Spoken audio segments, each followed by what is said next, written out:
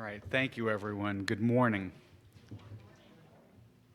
So I did a webinar on this GoToMeeting. It was the first time I ever did a GoToMeeting. We do WebEx at NAR. So I was doing it all on my own. I had this same laptop, my laptop with me. And I was doing it with another presenter, and we're doing it for the Las Vegas Association. And so I had someone from California, an attorney from California doing it with me. And in the middle of the presentation, the computer screen freezes up. And I figured out, I literally put the computer to sleep talking about RESPA. I will try not to do that today.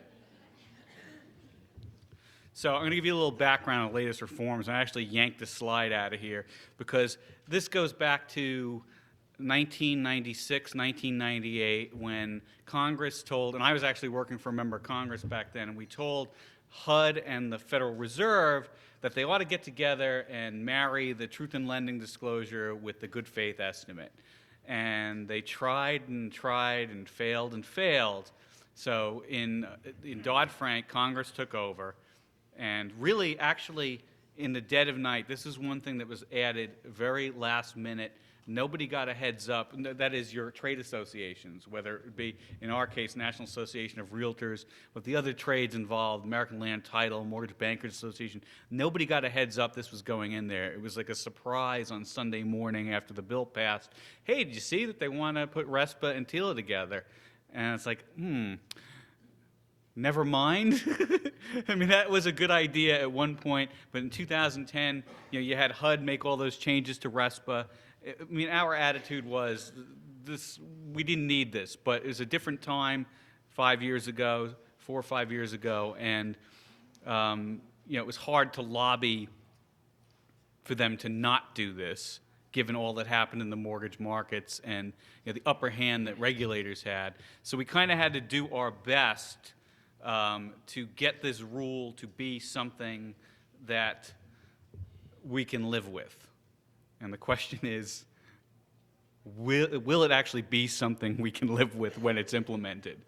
We have concerns. There are good things about this rule. I mean, here's some of the goals. Easier to use mortgage disclosure forms. I think you'll see that they probably do meet that. At least the new loan estimate probably does that. Improved consumer understanding, we'll see. Comparison shopping, I'm a little dubious of. Surprises at the closing table, oh boy. That's really going to be the gist of this conversation. We're going to spend some time on the forms and everything, but this rule is there's a lot in here, and there's things that are uncertain. And I'm going to give you a little story here. This is my niece, Isabella, and she is sitting in a vehicle that is called a Max. The Max is a 6-wheel drive amphibious vehicle. In this picture, she's about 2 years, 2 months old. She loved the Max. Uncle Ken, can we go out on the Max? Please, Uncle Ken, I don't care if it's raining out. I want to go out on the Max. And it's very safe. It has seat belts and everything. I just want to let you know it's safe for her. And it doesn't go very fast at all. So Belle is a bit of a daredevil, and we're going to the woods. She says, faster, Uncle Ken, faster. But we come to this runoff. I mean, it wasn't even, now this is an amphibious vehicle. I could literally drive this thing into a lake. Come to this runoff, it's just water coming down the hill. She's like, slow down, Uncle Ken. Don't you see that water ahead? And I'm like, Belle, this vehicle can go right through the water. Uncle Ken, I don't know, Uncle Ken, I don't know. She says, will you please slow down? You're nervousing me. And so she grabs my hand. You're nervousing me. Well, this rule is nervousing me. Here's the major changes. These are the things that the Bureau will talk about to this day as if the 2,000 pages of the rest of the rule doesn't exist. And it's a loan estimate. It combines the truth in lending disclosure with the famous APR that nobody can understand. I mean, that really actually I think is what they probably, that's probably part of the things that they used in Iraq that they call torture. Figure out the APR on this, what that means. Explain it to someone. So it combines that with the good faith estimate. It tightens up some stuff, and it's a really, and they spent a lot of time testing it. I mean, it was a good document. Closing disclosure, it's another story. Now, bottom line here is, I think the initial thought was we're going to save paper and stuff like that. They stopped talking about that about a year ago, because every week I do one of these sessions practically with the MBA and ALTA, and I hear about some new form that's going to be added because these forms don't do what they need to do that the other forms used to do, and stuff like that. So, it's they're not bad, but you will hear a little bit about some of their challenges as we go forward. And the effective date, of course, is August 1st. Now, I'll say something about that. August 1st is when firms have to start using these. Deals that if you take an application or do a contract in July and the mortgage application is in July, old system. August 1, new system. So August is going to be kind of a crazy month, even if this was a perfect rule, because you're going to have two rules operating at the same time. So, one for new stuff and one for old stuff. Here's what this applies to. It applies to pretty much all loans that involve, we're selling a house. I mean, I actually used to make this joke, and I've stopped making it because we're getting close. It's, I'd be with the mortgage bankers who obviously care about making mortgages, and they had this question, what are you telling realtors? And I say, 2 words, cash transaction. So I stopped saying that because it made them antsy and nervous. It nervoused them. There's a couple of things that aren't, but really most major loans that you could think of will come under this. I think, maybe, if you got a loan from the Bank of Mexico, that might not come under it. But otherwise, every kind of loan that people generally use, Fannie, Freddie, FHA, VA, rural housing loans, come under this rule. So, talk a little bit about the loan estimate. One of the big things about this rule overall is the timing and the time frames on things. It really, the phrase I've been using is it's going to require more choreography to transactions. And I'll have more about that later. So this loan estimate, it is triggered at the time 6 items are collected, and they're very basic items like the person's name, their at least their version of what their income is, the price of the house. It says an estimated value of the house. It's the price of the house. It's not an appraisal. It's not a BPO. It's whatever the seller says the house is worth. And the address of the house is the key one, because there's been a lot of discussion about whether we can still do pre-approval, because the Bureau said you've got to issue this loan estimate if you collect these 6 items. But they didn't say that if you collected other items, you couldn't issue something else. It's just that if you collect these 6 items, you've got to issue the loan estimate, because they want people to shop with this loan estimate. But they don't care if you collect voluntarily all kinds of information in exchange for giving a pre-approval letter. So if you hear anything about, we're not going to be able to get pre-approval letters anymore, there's some minor tweaks to the process, but you will be able to get pre-approval letters. And I wouldn't worry too much about it. And if somebody says, oh no, then send them my way and I'll explain to them why it's not, why this is not preventing pre-approval letters from being done. And this, I'll explain this here. I mean, there is a waiver for not getting something in, whether it's this or the closing disclosure in the time frame, but this bona fide financial emergency is not well defined.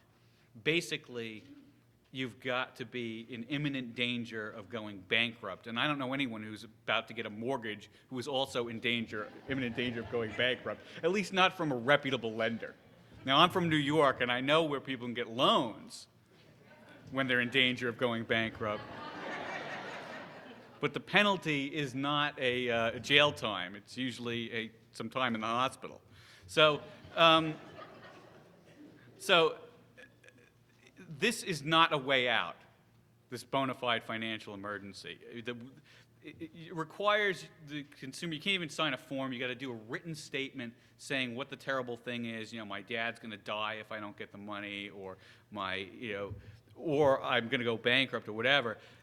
And even then, I'm not sure how well that's going to be received, because you've got lenders who are going to be trying to sell these loans on the secondary market, And if it's got this letter in it, it taints it.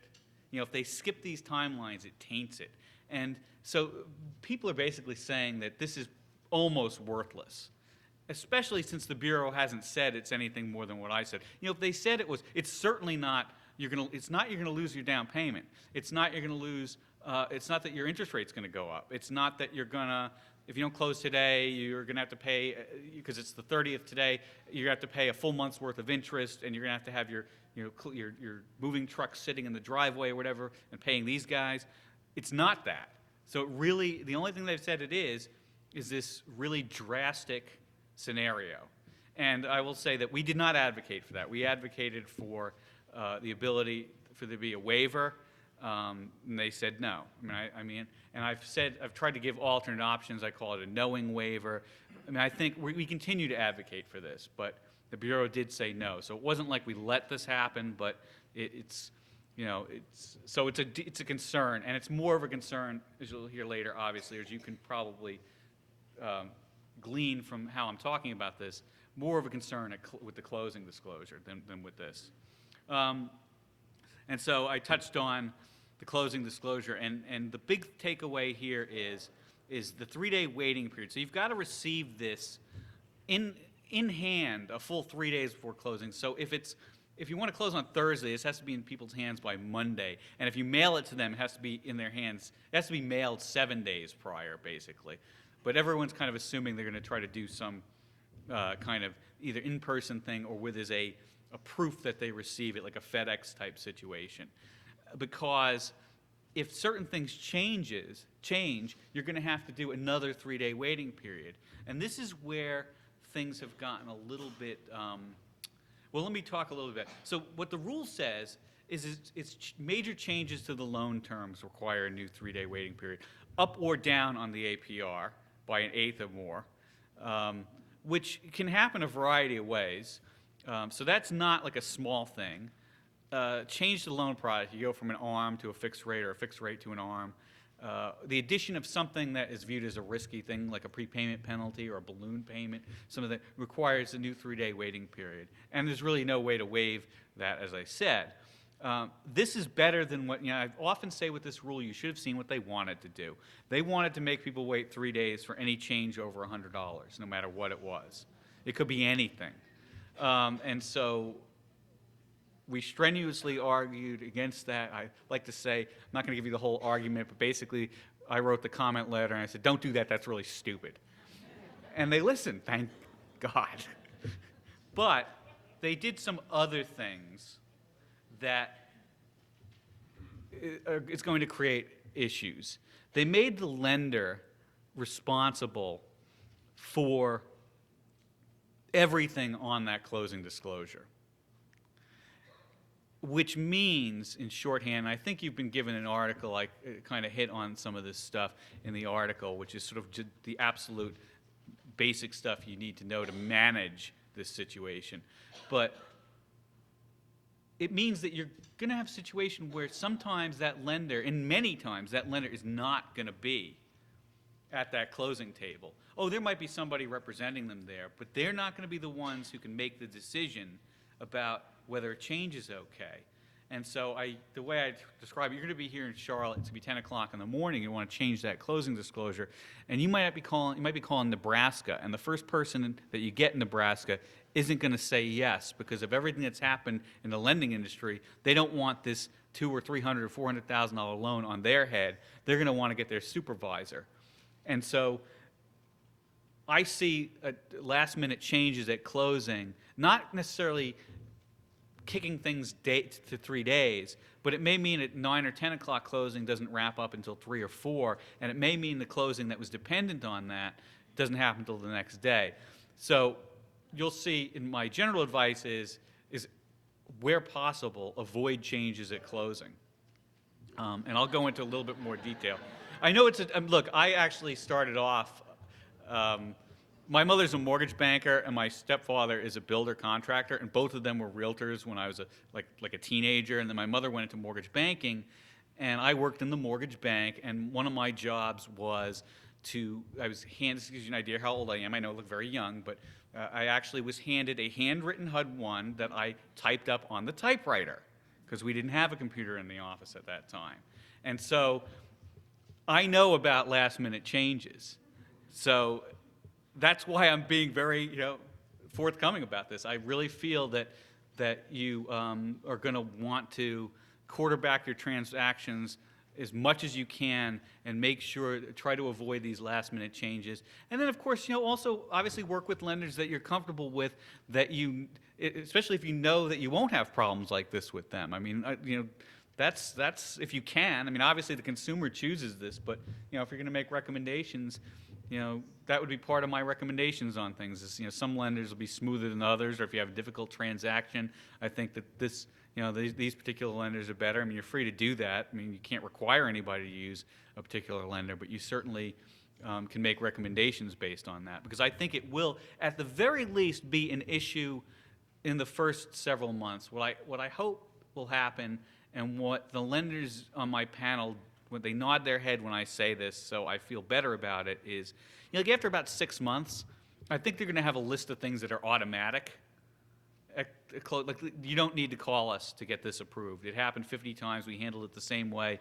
So this is the way you handle it. As long as you handle it this way, you don't need to get the approval. But there's still going to be times, I think, even after 6 months, where you're going to have to call on high to get that approval. So, what am I doing here? So, I mean, this is sort of a little bit of the kind of the background on what they were hoping to do with this. I mean, one of the big one here is this, the forms have changed in that they have things in alphabetical order. You're not going to have the line numbers that you had before. So, title fees are going to be like T title, A charge, B charge, C charge, basically. And that's how it's going to work out with these forms. It flows okay, but it's going to take a little getting used to. It's not going to be like you're not going to see the title charges will be on line 1100 anymore. It's going to be somewhere else. It does flow okay, though, and you'll see when I put up some of the forms. I'm not, as you can see, I'm not like super worried, and I never was that worried about the forms. One of the things in NAR that we said early on as they were parading these forms around is, all well and good, but tell us what the underlying rule is going to be. And that's what we were afraid of. And as we can see, there are things to be concerned about. And here's another one, the issue. So the 3-day waiting period stuff wouldn't necessarily matter that much if you just had RESPA liability, which there's no RESPA liability. Really what it is you just have to fix these things. And if there's tolerance, as you know today, if there are tolerance excesses, they got to be refunded. But it's not the kind of thing that people can get sued for or have an enforcement action. Truth in lending liability does run into that, where you've got this $4,000 per violation. Somebody can sue for damages and attorney's fees, which, attorney's not cheap. And that really is what puts the fear. That's the reason why you've got these lenders saying, I don't care what it is, I want you to call us before you make a change to that form at closing. And then they also have these other things. I'll talk about this a little bit more later, this unfair and deceptive acts and what is that? I have it spelled out later. But it's unfair and deceptive acts and practices or whatever concerns that apply more to lenders. It doesn't apply. We have an exemption in Dodd-Frank that we as realtors have to deal with things like RESPA still and all of that, but their new authorities don't apply to the real estate industry, but it does apply to the lending industry. And so that's why they have these concerns under UDAP as well, where they can be sued or they can have enforcement actions done. So they're in like a different spot. They're in a tougher spot. And that's, so you can sympathize with them a little bit at least. So we're already seeing this, and I probably should have updated this because I actually know that this is the case. First of all, I've been going to these, to give you an idea of going to these MBA and Alta forums, and it's costing the people there $800 to learn about this. So it's definitely costing people money to learn about this and to implement it. Keep hearing little things that the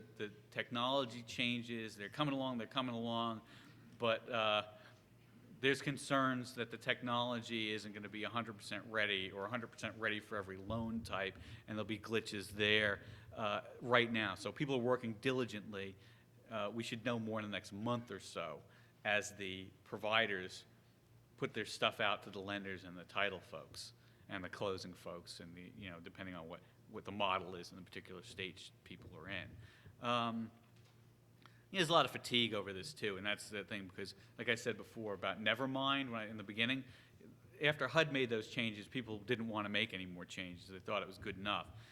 So yeah, I think the costs are already fairly substantial, and as you can tell, I mean, a lot of people are putting a lot of time and effort into educating folks.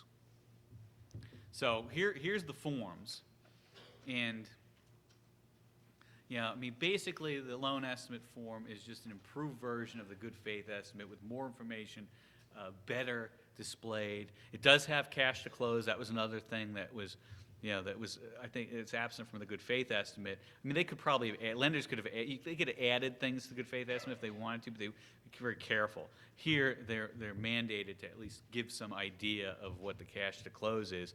So, that's, actually, like I said, I don't have, there's little things about these forms that I am not keen on or I think it's a waste of time, but in general, I think they spent the most time on this, and it's the one they got the most right. And so you can go through it, you can see, basically the idea is, it's got all the basic information. It's preventing a lot of things that can't happen anymore because those products aren't available anymore.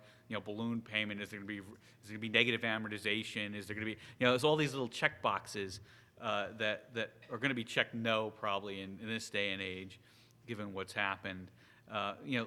Really makes some distinctions for ARMs and versus fixed rates, and it's got some good stuff, including, like I said, the estimated closing costs, cash to close.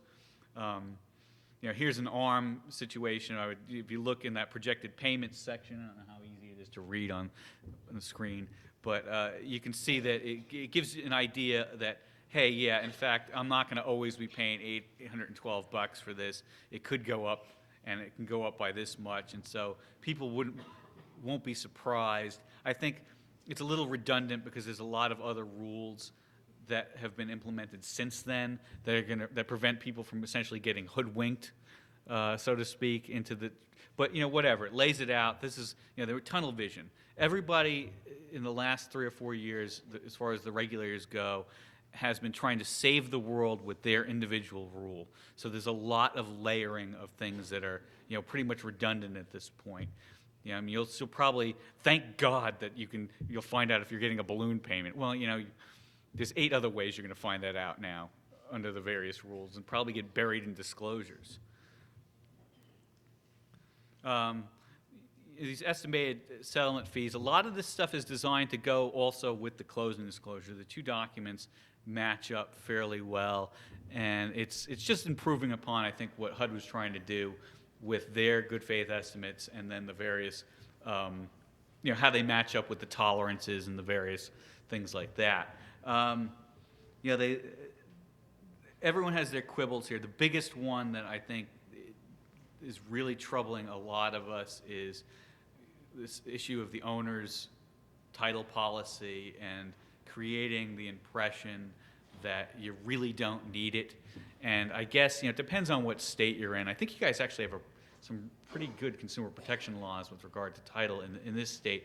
But anyway, in many parts of the country, it's going to be disclosed improperly. Discounts are going to be disclosed improperly because it conflicts with state law. It's been a lot of trouble around in this particular area, and it's caused a lot of concern. And there's definitely a fear that people will not get owners' policies when they really should, or at least they should. It shouldn't be made like. I don't know, what would be a good example of an option that nobody really needs? I don't know. This day and age, having an ashtray in your car. I mean, it shouldn't be, nobody smokes that anymore, practically. But, it's like one of these options that it shouldn't be presented like an option that you don't need. And there's a lot of concern about that and effort, particularly by the American Land Title Association to try to fix some of that. But we've been working as well and Mortgage Bankers Association and the major trade associations to kind of stay together and make sure that these things, if they can be fixed, they will be fixed. So this is just the ARM transaction. You can kind of see just the little distinctions and stuff. I mean, it's all very well laid out. I think you're going to know. I actually think it's kind of funny. I noticed this the other day for the first time. I don't know if you guys have a mortgage tax here or some kind of a recording tax, but we have ridiculous ones in New York and in Maryland. I mean, it's like 1.5% or something like that. I just thought it was interesting that the tax charges here are very low, because they come from the government. Everyone else's charges are high, but the government charges are low, which in a lot of states, they're the biggest charge of these taxes and stuff. Once again, lots of comparisons. And in fact, this third page comparison, this is the one there's some stuff in here that's, it's either depressing if you bother to look at it, or it's certainly useless in the industry. You're basically trying to get at, hey, you know what, you're paying a lot of interest in the first few years of getting a mortgage. So feel good about that 4% rate you got, because you're really, if you sit in that place for 30 years, it will have ultimately been 4%, but you're paying a lot more up front. And so much of your payments are going to interest. I mean, they're trying to highlight that. They really have that faith. I mean, if you remember on Truth in Lending, is that thing, it's like you have a $100,000 loan and somebody asks you, why am I making $400,000 in mortgage payments? Well, because of interest and things like that. They try to highlight that and they put percentages on it. These numbers are only going to be worse if we ever get, which we probably will get out of this interest rate environment eventually. So it's going to be a little bit of an added nuisance, but it's on kind of this last page. So hopefully, it won't be too hard to explain, and it'll go the way of the APR. No one knows how to explain it, what that is, whatever. Other good stuff here, though, on appraisal, lets people know that, and this is another rule, that they're entitled to a copy of their appraisal. And I think I've been finding lenders have been giving the appraisals out. They're already doing that. But it's good. People know it, and they know they have the right to that. Assumption might wind up being that's something worth knowing, I think, in the future, especially if you have an FHA mortgage now at, say, 4%, and rates are 7 or 8%. That, I think, is a selling point for people, that assumption thing in the future. So, that's good stuff. Servicing, I'm not sure how much that matters to people. And then the signatures, so that people can acknowledge that they got it. So the closing disclosure, as I said, is an effort to kind of marry the two forms so that you can take the two and look at them and say, has anything changed? And, basically where it's a little bit of overkill is that, well, there's an obligation to point out if anything has changed. And if something has changed in the settlement costs and things like that, in most cases, then the lender is liable to make up the difference, except in a few situations where there is some flexibility, or when your buyer shops and uses an outside provider that you didn't recommend, even whether they're affiliated or not affiliated with you, that you didn't recommend, or that the lender didn't recommend. So, like I said, once again, it's just trying to help people compare to see that they're getting the same deal that they were offered way back when they applied for the loan 6 months ago, because that's how long this process is going to take. No, not really.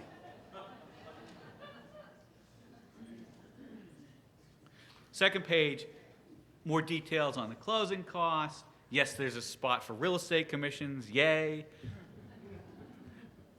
I joke about that because it took us about 5 years to convince both HUD and the CFPB that there was also a real estate transaction going on here. They were totally focused on the mortgage.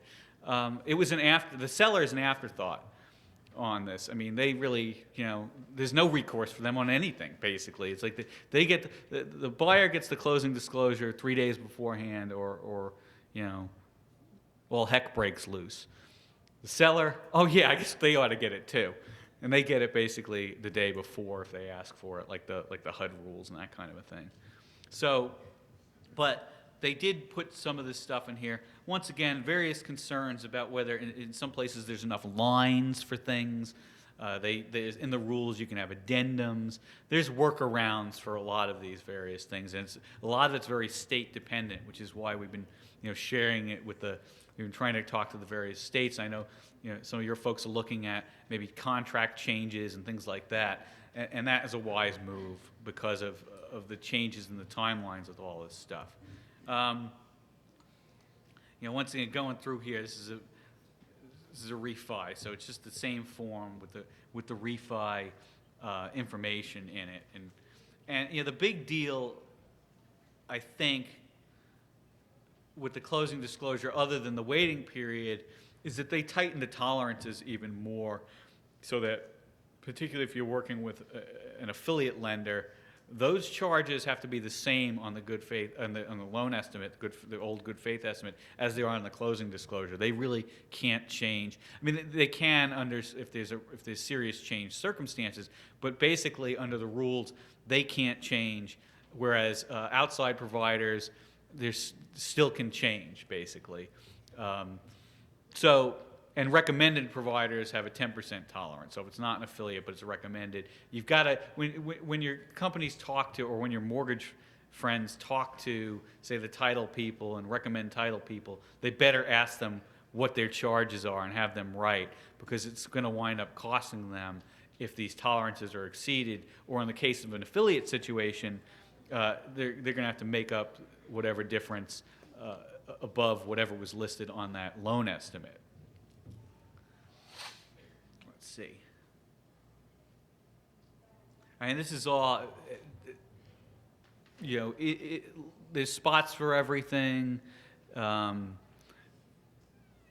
Lots of debate about how to characterize various things. And one thing I will say about this rule is there are answers that are not written in stone yet. There's a lot of things we think are the right way to do something that we're still trying to get confirmation from the Bureau that it's exactly the way to do it. So, that's why you have certain things like, we think that this is the right way to do seller credits, but sometimes there's debate about where something should appear and what the impact is. And then, of course, I mentioned earlier about the APR, and the manner in which you handle certain things may affect the APR. For instance, a last-minute change at closing related to a chandelier that was removed that wasn't supposed to be removed, and instead of, say, putting the chandelier back, they said, you know what, I'm just going to give you a seller concession of $1,000. I've got seller concession room. Well, that might factor into the APR calculation and could require a 3-day redisclosure. And so this is the kind of, people staying up at night. I use this example, and I don't know if I should continue to use it because nobody really laughs at it, I guess. But, there's thought experiments that people do. Usually probably your kids do, and I did when I was in college, late at night on a Saturday night, where you wonder, where does the universe end and what's beyond it? So there's a lot of questions about that, and that's, I think, what happened when I was describing earlier about the pre-approvals, that people were thinking way too hard about what was being tried to be accomplished. But bottom line is, the Bureau they've said it verbally, they haven't put it out in writing. And what we're running into there's a lot of compliance attorneys at these particular banks that, you think we're going to do this the right way, and then they say, nope, we're going to do this by the book. If we don't have it in writing, we're going to do the most conservative thing. And that's why people think that we're going to run into, more 3-day waiting periods than you'd think by what the rule actually says. And more, you could give me this answer in 15 minutes. Why am I waiting till 4 o'clock in the afternoon for it? And so that's why when we get here to my sort of advice, a lot of it involves the timing of stuff and avoiding last-minute stuff. Once again, trying to give everything we could possibly tell you about this loan that you're getting in one document. And the ability to really I mean, actually to the point where you really should save this document. There's a lot of good information on there. You find too, it's even you as realtors, your names are going to be on there as well. So if they had a good experience and they don't forget your name, they can yank this out and say, hey, there's their name and number. I'm going to call them when I want to go sell my house, because they explained this all to me. But you can see that, I mean, once again, various things. Like, so you got you refinance situation, fixed rate refinance. I mean, it's pretty straightforward, plain vanilla. It's really the ARM situations, the loans that aren't really being made anymore, that a lot of these extra pages are really touching on, that trying to warn people 5 times about the balloon payments and things like that. Oh, you're going to know if you're getting a last minute balloon payment. Boy, you will know, because you'll be sitting at that closing and they say, go get a hotel room, because you're going to have to wait 3 days to close this deal. You're going to know about things like that. Way before you see that form. Once again, all these various things, once again, hey, you didn't get an appraisal, you got a right to the appraisal. Here's where all the information is. And one thing I'd say is there is an addendum ability here, so if you have a lot more people involved in the transaction, you can have a separate sheet. And the other thing that is very noteworthy to people is that this is where I said every week we're figuring out that there's going to be another new form. Well, only the borrowers sign this thing. So there's going to be another form that probably will basically be I don't know. Oh, the phrase that they use is consummate. So there's going to be and I actually had one of my panelists started talking about, well, you're probably going to want a lot of people there when you consummate the transaction. And I'm like, come on, keep it clean, man. There'll probably be some kind of consummation document. And consummation is, I guess for us on the East Coast, it's when the deal closes, but it depends. In some parts of the country, it's when the note is signed. So there's different meanings to it, and it's relevant to the triggers of timing and stuff like that. So there's probably going to be another separate form dealing with that. There'll probably be a separate disclosure in at least 25 states telling you what's really going on with your title charges, because the Bureau is forcing people to disclose them inaccurately, and it's going to be confusion for some folks. So there's still open, and we continue to work to try to get past these things, but we haven't yet, and the Bureau has not been very forthcoming in writing, so it's nervousing us.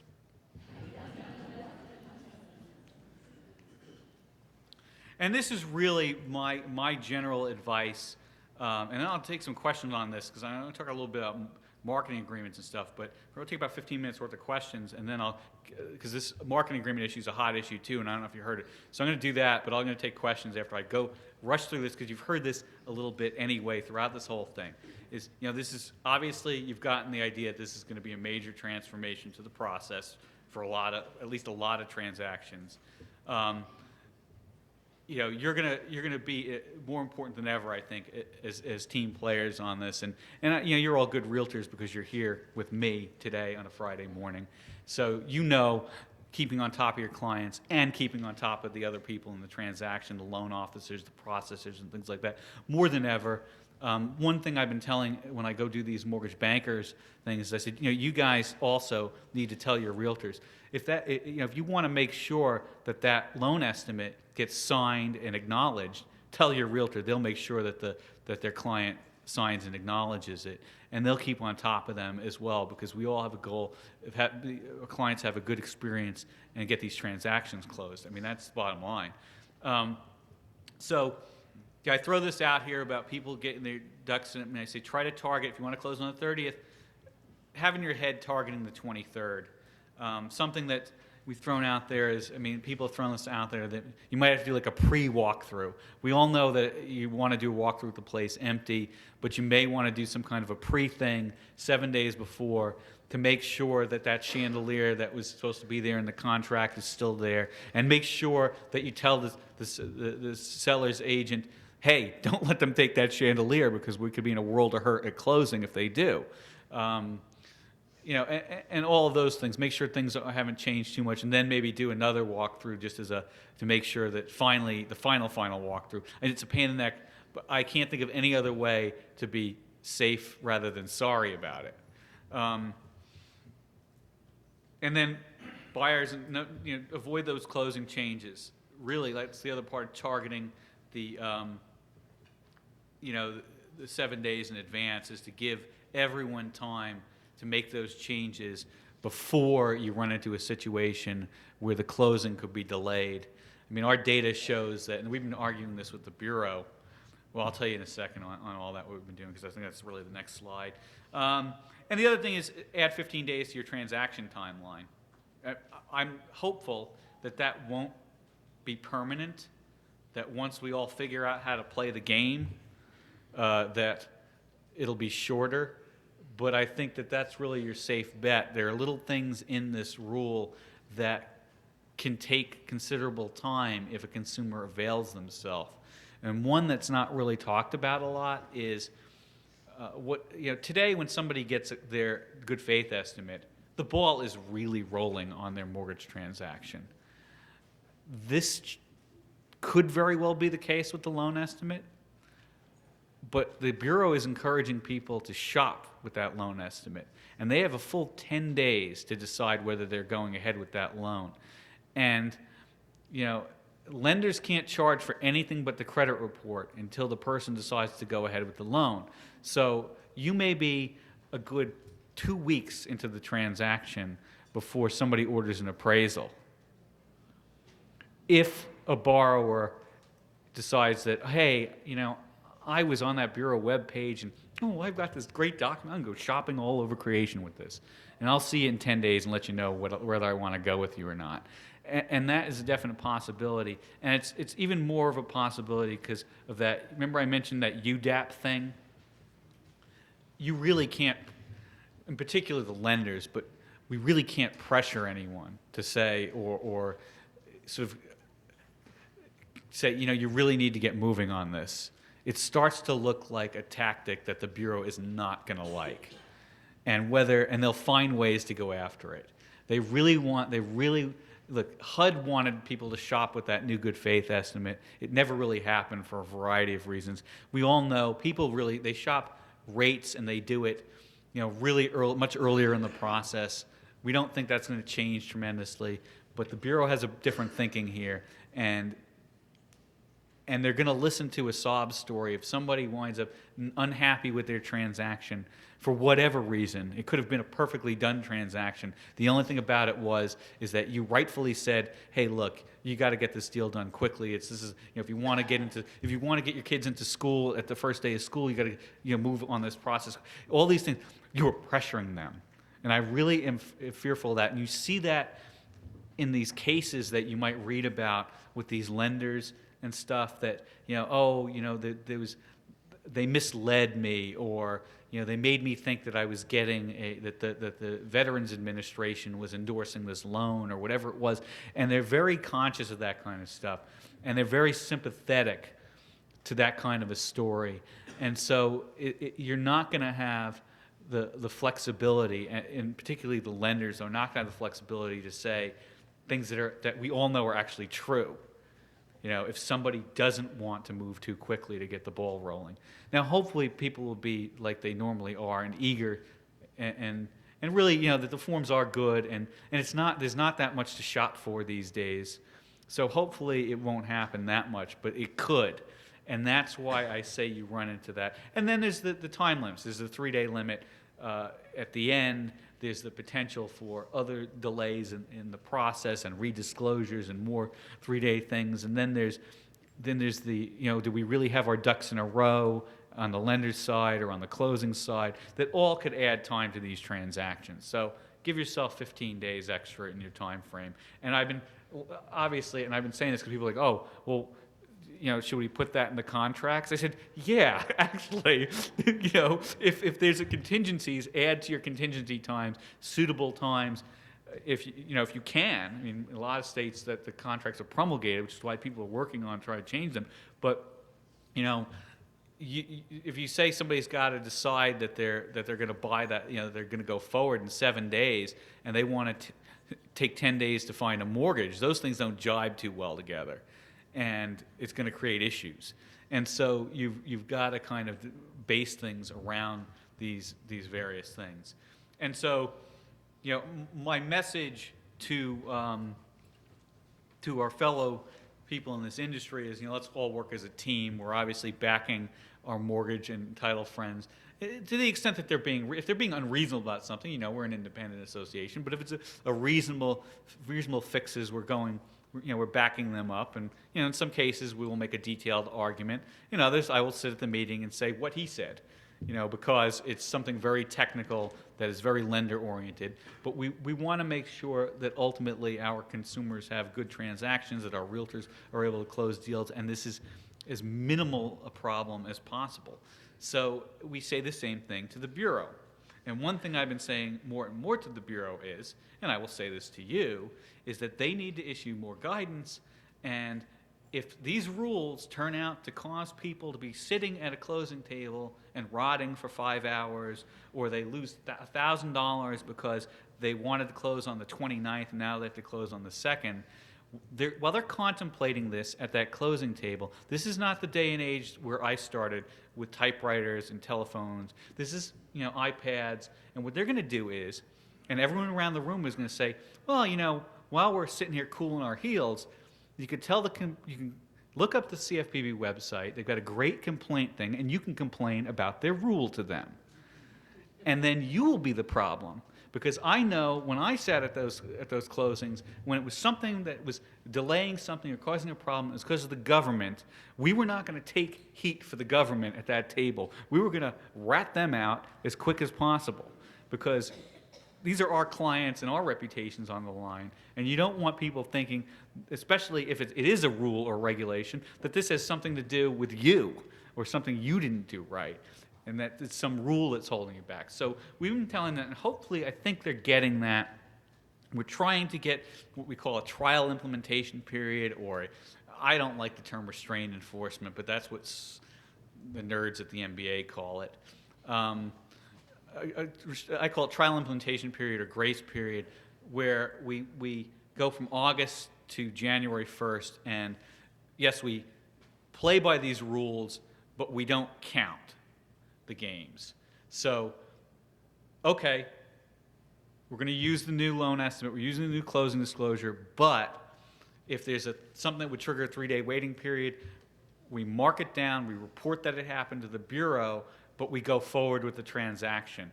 And then we use that information to make corrections to the rule. This is very similar to what HUD did with their changes. And so we're hopeful that the Bureau will give some kind of help to us like that in the next couple of months, where we get that from them. We'll have Director Cordray, who's the head of the CFPB. He's going to be at the NAR meeting speaking on this topic on this is the 12th, May 12th, Tuesday, May 12th at 10:30. It's going to be a huge session, and then we're going to have a follow-up panel that's going to talk about a lot of things I talked about today. So if you're going to be at the mid-year meetings, I recommend you attend that. I think there's going to be some time for questions even and stuff like that. And hopefully he may even say something about this trial implementation period then. So, I mean, this is that. Like I said, this is the big deal here. Is this is not because we have anything against it. We want smooth transactions. They should want smooth transactions too. They want to improve the consumer experience. If this rule doesn't improve the consumer experience, they need to change it. I mean, that's really the bottom line here. So I'll take some questions now. Right here. Excuse me, can we ask everyone come to the podium? This is being taped. Oh, go to the microphone.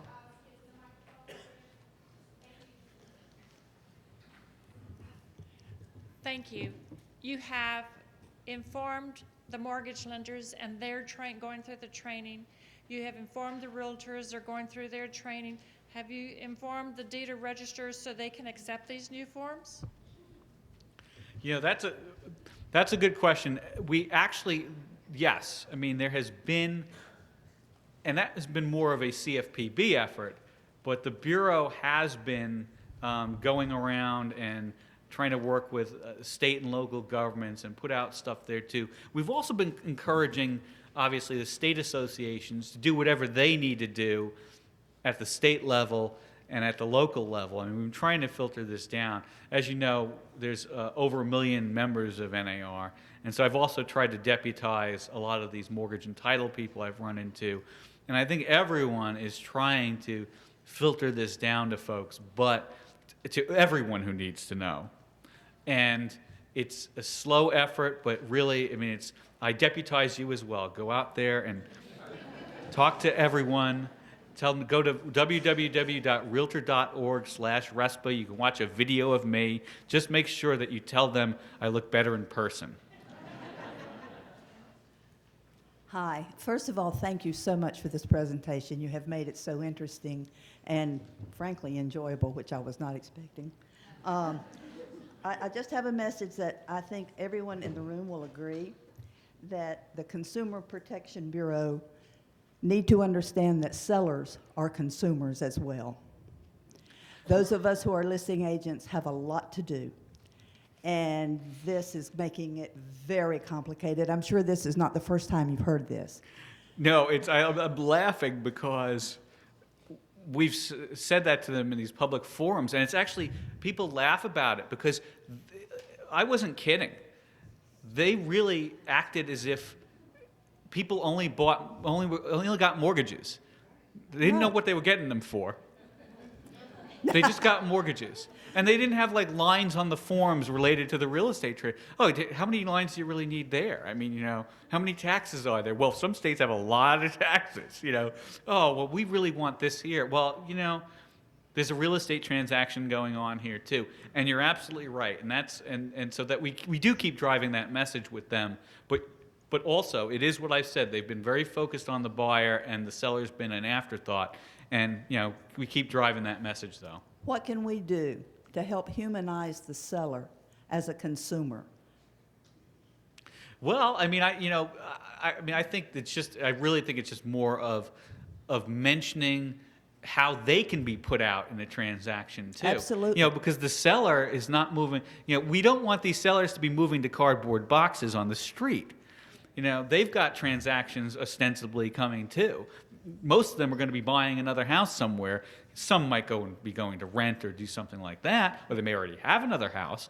But interruptions to the smooth flow of this process, affects sellers as much as they do buyers. One more quick point, and I promise I'll go away. In this state, we have due diligence. The seller takes their house off the market for a certain amount of time while the consumer buyer, does all of their due diligence, including getting their loan. This will now extend that due diligence period while that seller's home is off the market. And that's just a tiny example, but I think you'll probably hear from North Carolina. No, I mean, I think you're right about that. There's a number of issues related to these timing issues that I didn't even touch on that have sort of come up in our Saturday night brainstorming sessions that are very legitimate issues that we're trying to minimize by our general advice, but I think will creep up. I mean, you have situations, depending on the market, where you have a seller that might be very happy to hear that the 3-day waiting period is going to have to be invoked because it's going to kick it past the contract deadline, and they now feel like hearing that they can get another $20,000 for their house, and they don't want to finish the deal with this person. Or you have it in certain states where the earnest money, I mean, one of the practices where I'm from was, you really, unless it was an egregious situation, if things didn't work out, just to be fair, you'd give most of the money back, but you have situations, other parts where people keep the whole, they don't even care. And they'll keep all the money, or they won't try to do what I would call in a lawyer term liquidated damages situation. How much was I really put out? No, I'm just going to keep all your money here, and too bad, because I've got another buyer who's going to pay $25,000 more, and you didn't meet the terms of your contract. And that under the law, I can do that, no matter what my realtor says, about what is the right thing to do, or the fair thing to do. So there's a lot of potential things that could happen around that, and where people could game this system too, I think. Good morning, Ken. My question relates to the changes and corrections. Are they drawing some distinction between changes and corrections on a settlement statement? Today, I might get a HUD statement. A day or so before the closing, I get a chance to review it, make sure that it's accurate, it properly reflects the transaction, and I go back to the attorney and say, there are some corrections that need to be made. So is our 3 days under this provision now allow for that thing to happen? Or Yes. when does the clock start on the 3 Yes, days? so if it's not a major change and it's just correction type stuff, that can be done in that whole period, that 3-day period. It's just when you start to get closer to the actual closing and you're making those corrections. What I left out was if you did that like the next day after you receive this, then it's not a problem to call, Nebraska, because they'll have it taken care of by the following day, let alone by the closing. But it's why I say don't leave this stuff till the closing day, because that phone call could take you all day. And so it's better to make those relatively minor things that don't affect APR, don't trigger the new waiting period, as soon as you see them. Or to avoid them at all, obviously, but make them as soon as they're noticed. One last question. Are there any provisions in this legislation now that allows for the consumer to waive any of these requirements, or any consumer waiver provisions? No, and we advocated for that, and they said no to it, and it's the same reason that bona fide financial emergency thing. I guess that's technically a waiver, but it's so ill-defined as to be useless. So it really is, literally the only example they gave is like an imminent bankruptcy. Like if you don't close this loan today, you're going to go bankrupt tomorrow.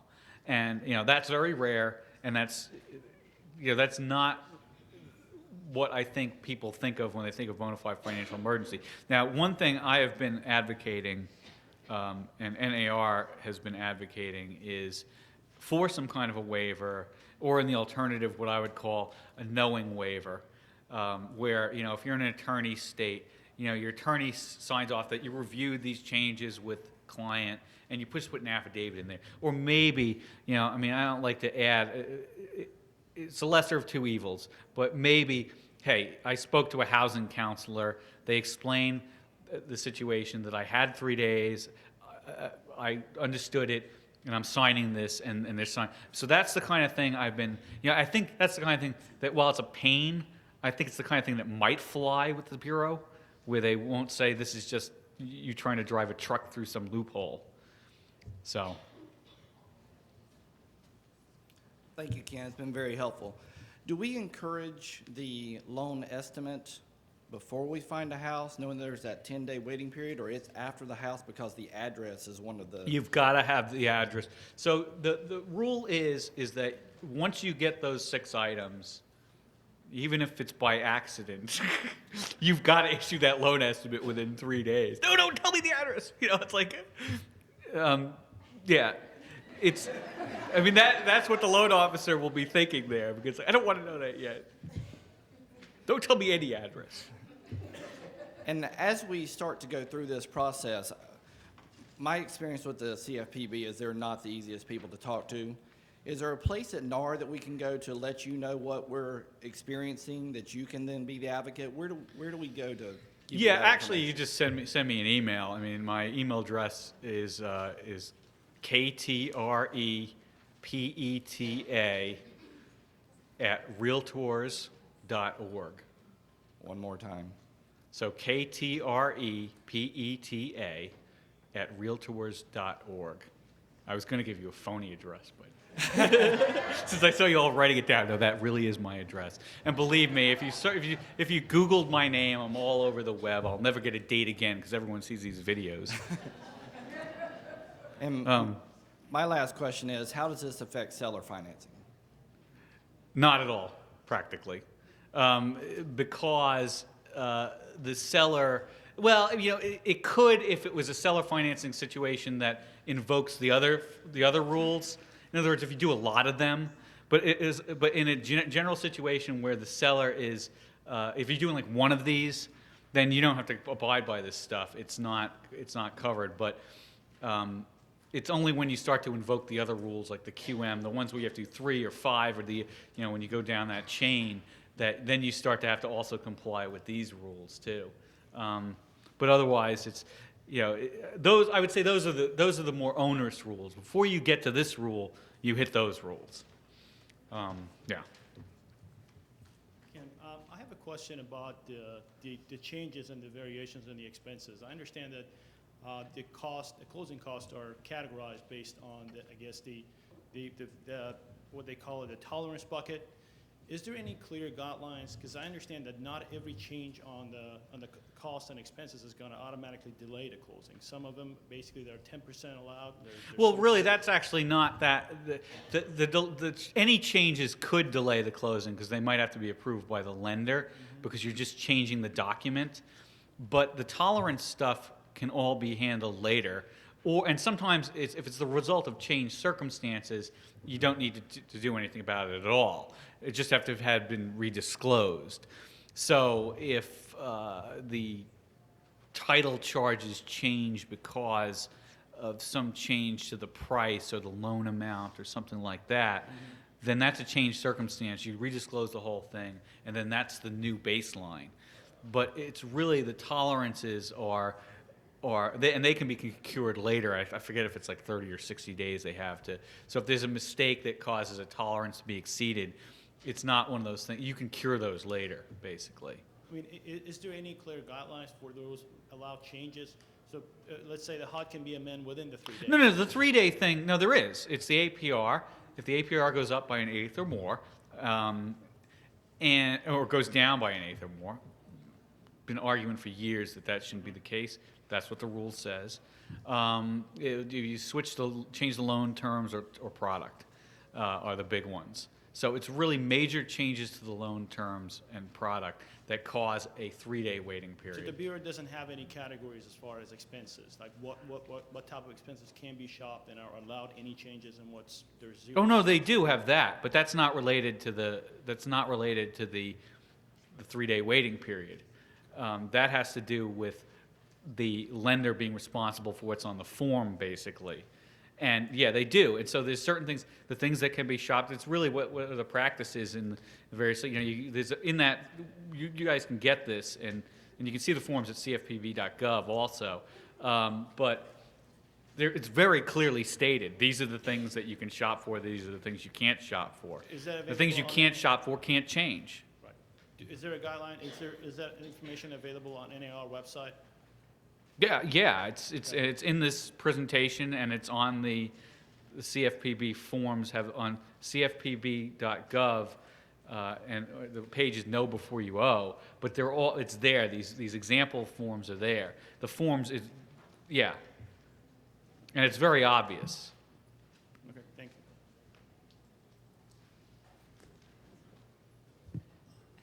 you. I can't reach this.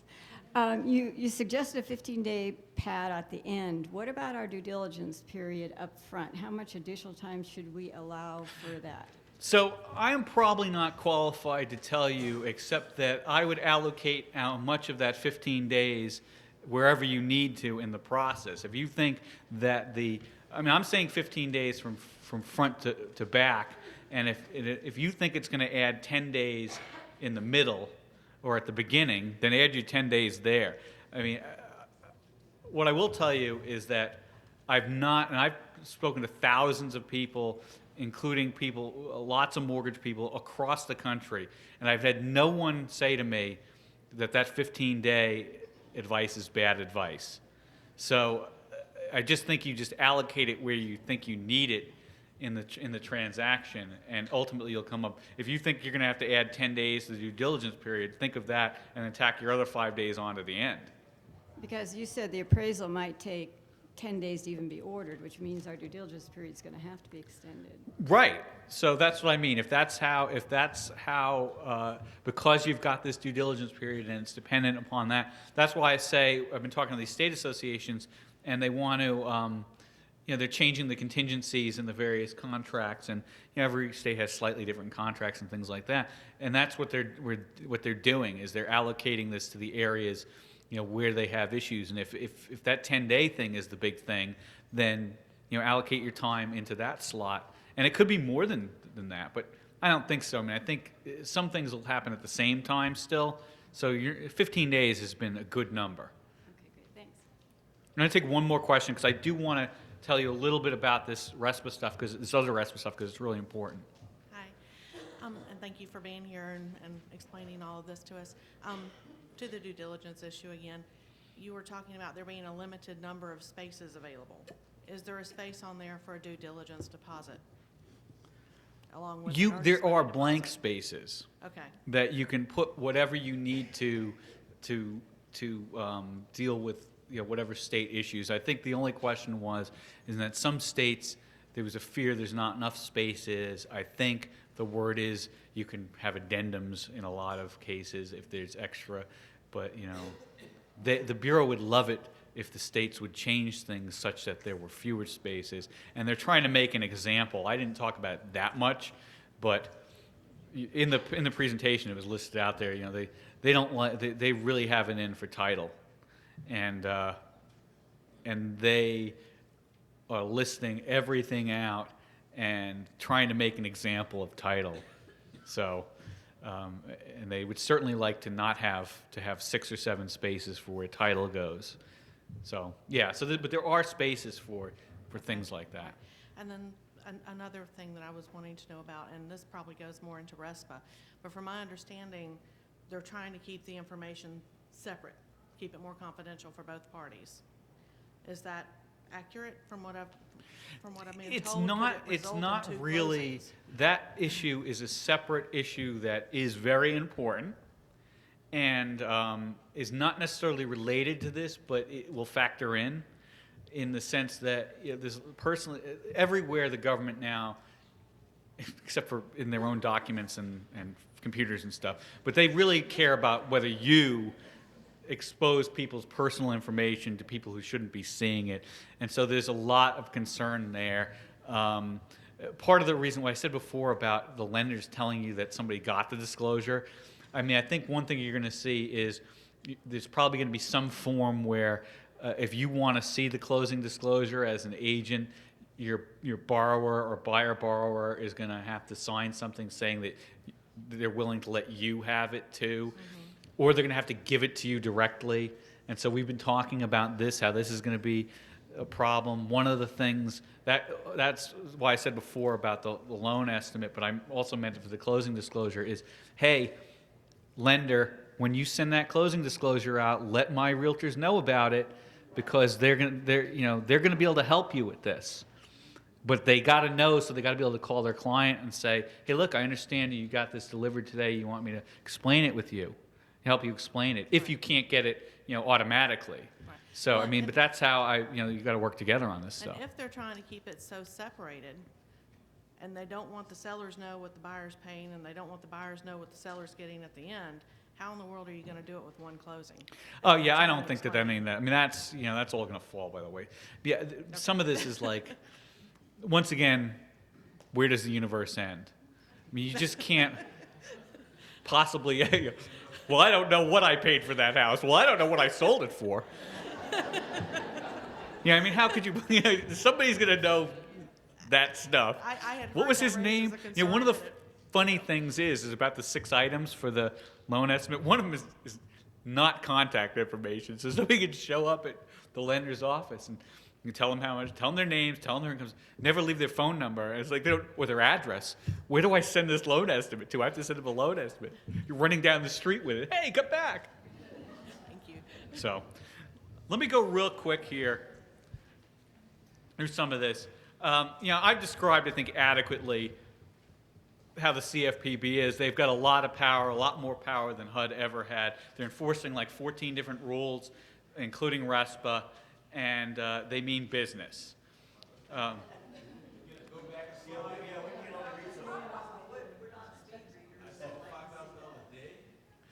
What was that? Yeah, oh, yeah. Yeah, oh, okay, there you go. So I'll talk fast, too, because I'm from New York. Yeah, $5,000 a day for mistakes, $1 million a day for things you meant to do. And now, has that been how they're, well, it depends. Has that been how they've been applying the rules? They've been harsh. They've been fairly harsh. I don't know if I could say they've been doing million-dollar day stuff, but some of these lenders who, they've seen, multi-million-dollar, $20, $30 million hits on stuff. And they keep going after folks. So yeah, this is, and like I said, they're different. I mean, they really are the only agency whose their only responsibility is to protect consumers, pretty much. And they're very zealous about it, and they think of it with tunnel vision too. They think that, take the 3-day waiting period, that your client's sitting in a hotel room paying an extra 2 or 3 days for a moving van while they contemplate how their interest rate went down a quarter point is good for them, your clients. Otherwise, they would change that rule to only make it go up, or they would allow them to have a waiver. So, they are thinking a little bit differently, and I'll tell you, I have to tell you this because it's a quick story. This rule, we go in, we have an hour to talk about all the problems we have with this rule. It's all the industry traded folks, and the meeting is contentious, and it ends halfway through the agenda. And my colleague from the mortgage bankers, the other Ken, we're the two RESPA Kens, Ken Markison, asks, can we have another meeting to go through the rest of the rule? I mean, the rest of the agenda. And the guy from the bureau goes, no, just send your comments in. We have somebody waiting for this room. And so we get kicked out into the hallway. And I'm like, what the heck was all that about? And I'm looking over the side. There's all these kids there. And I'm like, what, is this some kind of high school field trip or something? This is the saddest high school. I'm glad I'm not in high school anymore. And one of my other colleagues goes, no, that's the enforcement division.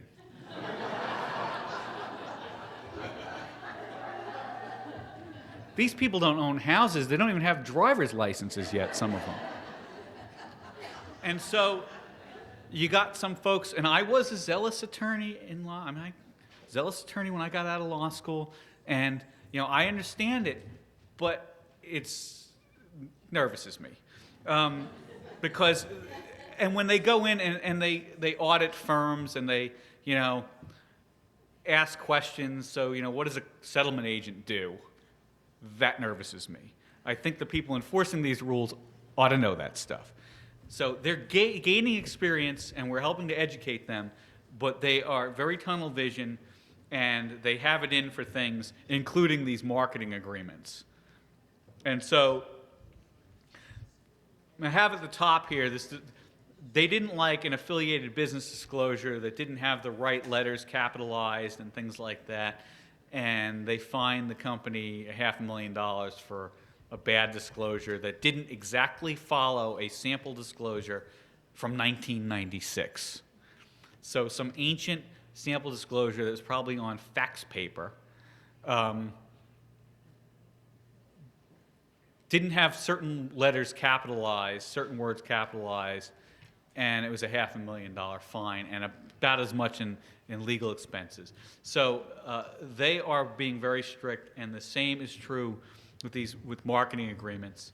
And this is why I say things like this. I mean, you really, if you have a small level type marketing agreement where you're sharing ad space, if the lender's paying for half that ad, they better be half that ad space. The only benefit is, I joke, I could say I don't even know if people advertise in the Penny Saver anymore. It just means if you want the back page of the Penny Saver, you might be more likely to get the back page of the Penny Saver, but that's about it. You can't have the lender pay for 90% of the ad and only have 10% of it as like a business card. I mean, that's something we've said for a long time at NAR as part of our best practices, but it's more and more critical. And I say it too because I think that people who comply with the rules are going to see others who don't, and it's a lot easier to report on people.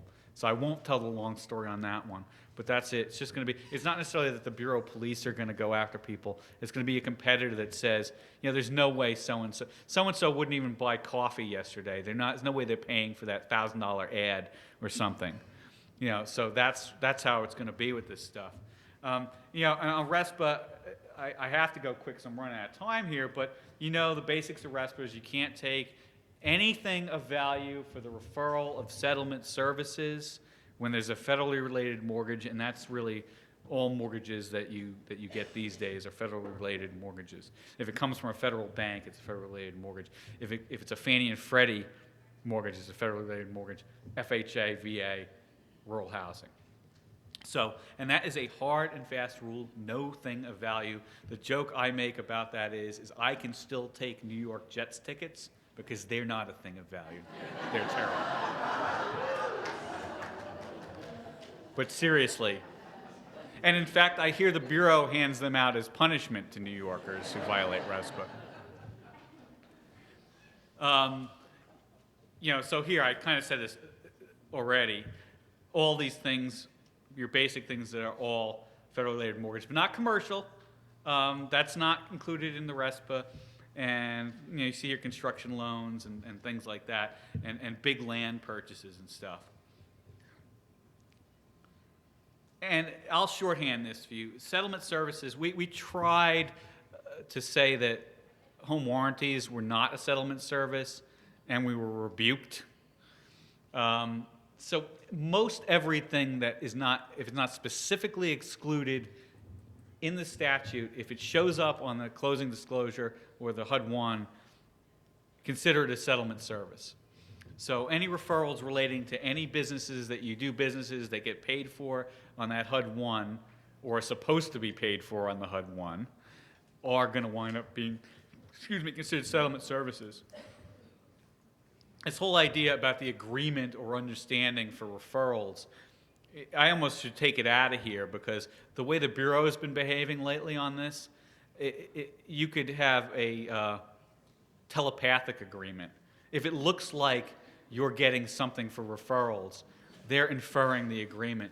You know, to the point where if you get a discount or some discount on CE credit, I mean, you can't take free CE credit, but you know, if somebody is sponsoring a CE credit event and they think that it should be $50 a head and it's only $30 a head, the consideration is that that might be an illegal referral arrangement, even though they make it open to everyone, and none of you have ever said, you might not even ever talk to that lender ever.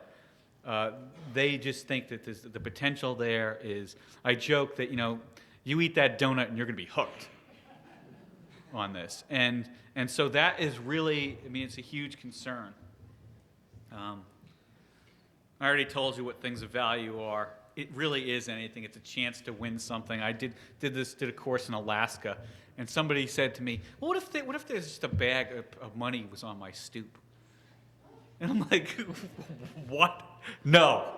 Okay, no.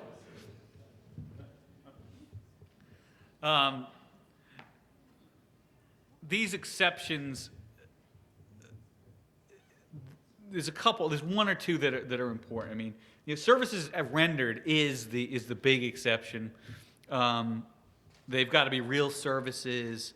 There's a couple that are like the employer to employee. So I know that some folks who have like managers, like branch managers, they actually can be compensated based upon the amount of say if you work at a company that has an affiliate like mortgage company, and there's a branch manager who's not doing real estate transactions and they're just kind of managing all the agents, and they're saying, you know, hey, you know, you really ought to use our mortgage division or whatever, and those numbers improve, they actually can be compensated, but it's one of the few exceptions. And then, of course, this one, Section 8, for services rendered, facilities actually provided. This is the justification for doing marketing agreements. And, you know, the two-part test, goods and services are actual, necessary, and distinct, and it must be commensurate with the value. And so, since I'm running out of time on this, I'm just going to say that the Bureau is getting very tight with this. And at the end of this, the last few slides, we have sort of do's and don'ts on these marketing agreements. And NAR we put these out back in November. And if you're thinking about doing a marketing agreement, you really should follow those do's and don'ts tightly. And frankly, our RESPA attorney who helped put this presentation together to me, Phil Schulman, doesn't recommend that agents do them at all. That you can still do things like open houses, but you shouldn't be doing, say, all right, I'm going to pay $500 a month, and you're going to put my ads on your website, on your personal, as an agent's web page or whatever. You shouldn't be doing them a pure marketing agreements yourselves. He feels it's way too risky because you can't do the other things you need to do to really comply, which is like, audit the value of the services, and you'll see in the do's and don'ts. So my big advice is, and this Lighthouse case that I'm kind of skipping through here, is basically the genesis of why I'm giving this advice here. And there's been other cases subsequent where the Bureau has, they've said things that, first of all, we had a meeting with them, and the meeting started off with them saying, we're not really sure if there's a legitimate way to do a marketing agreement at all. And I said, well, industry has been doing these according to a set of best practices for probably better than a decade. So you ought to rethink that, because you get a lot of people who have been doing these since before you existed that relied on what HUD said and others have said. And so maybe the next time you do one of these consent decrees, you ought to say something like, there's a right way and a wrong way to do these, and maybe list some of NAR's do's and don'ts too. And then give people, so that people can at least have appropriate guidance on these issues, and so that they're not left hanging out to dry. But my bottom line advice is to be really cautious. And actually, there's a lot of detail here. So I'm leaving this with Karen, and you guys can go through this all and read through it and visit our webpage. See, I put all the do's and don'ts in here. You can actually, you're all realtors, so you can download these for free on a nice sheet too. And if you're going to do a marketing agreement, please do what you're supposed to do and don't do what you're not supposed to do. And I don't know if I have any time for questions. Actually, 12 right now, so I got to wrap up. But I did want to get that in because I thought that was important for you all to hear something about that. And visit realtor.org/RESPA for more on this. And thank you.